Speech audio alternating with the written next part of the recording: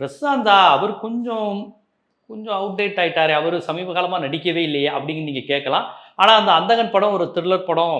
அந்த படம் வந்து சிம்ரனெல்லாம் தன்னுடைய தோழி சிம்ரன இது பண்ணியிருக்காரு. அ அதாவது பிரசாந்த பத்தி உங்களுக்கு தெரியும். அவர் வந்து பெரிய அளவில் பெரிய கோடீஸ்வரர் அவரு. சினி ஃபீல்ட்ல அவர பத்தி சொல்லக்கூடிய விஷயமே நல்ல நடிகர், பெரிய நடிகர் என்பத விட, அவர் ஒரு கோடீஸ்வரருங்கங்கிற விஷயத்த சொல்லுவாங்க.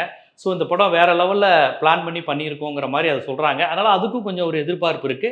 இன்னொன்னு அந்தகன் தங்கலான பற்றி முன்னாடி ஒரு செய்தி வந்தது. என்னன்னா, விக்ரமுக்கும் பிரசாந்துக்கும் ஒரு சின்ன ஒரு பழைய பகை இருக்கு. 2 பேரும் சொந்தக்காரங்கன்னு வேற சொல்லிக்குவாங்க. 2 பேரும் ரிலேட்டிவ்ஸ் தான்.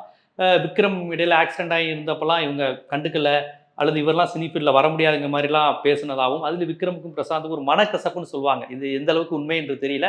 ஆனா பொதுவா அப்படி ஒரு செய்தி சொல்லுவாங்க. விக்ரமுக்கும் பிரசாந்துக்கும் ஒரு சின்ன ஒரு ஒரு மனக்கசப்பு இருக்குங்கிற மாரியான ஒரு செய்தி வரும்.